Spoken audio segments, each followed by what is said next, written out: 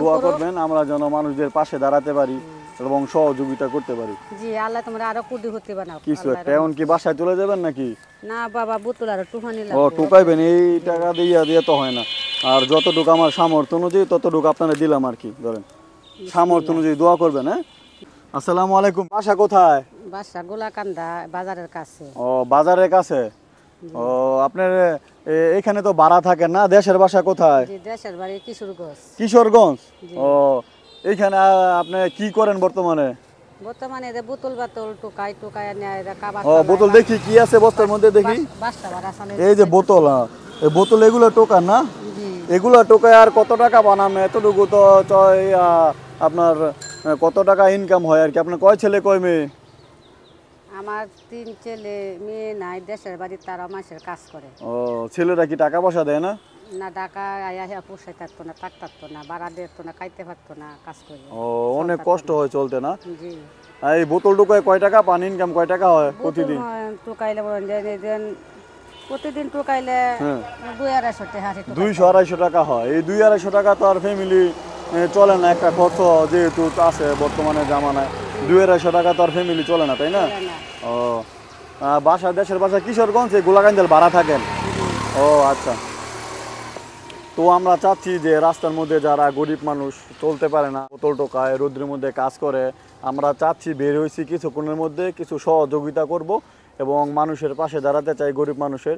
আর আমার সামর্থ্য অনুযায়ী আর কি কিছু দিব আর কি, যতটুকু অনুযায়ী সামর্থ্য। তো সবাই আমার পেজকে ফলো করবেন এবং লাইক কমেন্ট শেয়ার করবেন, আমি যেন গরিব মানুষদের পাশে দাঁড়াতে পারি।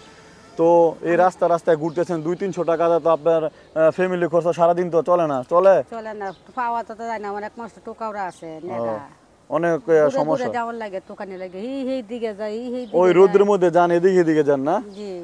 আসলে ঠিকই বলছেন। এই রোদ্রের মধ্যে অনেক কষ্ট। এই যে দেখতে পাচ্ছেন এই যে বিবস্ত্র অনেক রোদ, এই রোদ্রের মধ্যে উনি বোতল টোতল টোকায় আর বলছে যে একটু আগে 200-250 টাকা পায়। আর এই 200-250-300 টাকার মধ্যে তো সারাদিনে সংসার চলে না। আর ছেলে মেয়ে আছে, টাকাও ঠিক মতো দেয় না ওনাদেরকে, চলতে পারে না বর্তমানে জামায়, খরচপাতিও দেয় না। বাড়িঘর নাই, কিশোরগঞ্জ একবার থাকে না? ও বাড়িঘর নাই, যেহেতু ওনারা অস্থায়ী গোলাকান্দাল থাকে। তো আমরা চাচ্ছি মানুষের পাশে দাঁড়াতে এবং সহযোগিতা করতে। সবাই লাইক ফলো করবেন। আর আমি আছি নতুন ইউটিউবার, ভিডিও করি, পেজ করি, সবাই আমার ভুল ত্রুটি হলে দেখবেন, সে সমস্যা হলে বলবেন যে আমি আবার ভালোভাবে করতে পারি এবং মানুষের পাশে দাঁড়াতে পারি। এর জন্য কিছু নাস্তা আনছি বা টাকা পয়সা কিছু খরচ দিচ্ছি, যতটুকু সামর্থ্য অনুযায়ী দেও, কিছু দেও। আমার সামর্থ্য অনুযায়ী যাই আপনাকে কিছু দিব আর কি, আমরা সহযোগিতা অনুযায়ী। হ্যাঁ আচ্ছা ঠিক আছে, এটা ধরো দিই মহিলা। আমার সামর্থ্য অনুযায়ী যতটুকু করে আর কিছু টাকা দিয়ে দোয়া করবেন আমরা যেন মানুষদের পাশে দাঁড়াতে পারি এবং সহযোগিতা করতে পারি। জি আল্লাহ তোমরা আরো কোটিপতি বানাও। কিছু একটা এখন কি বাসায় চলে যাবেন নাকি?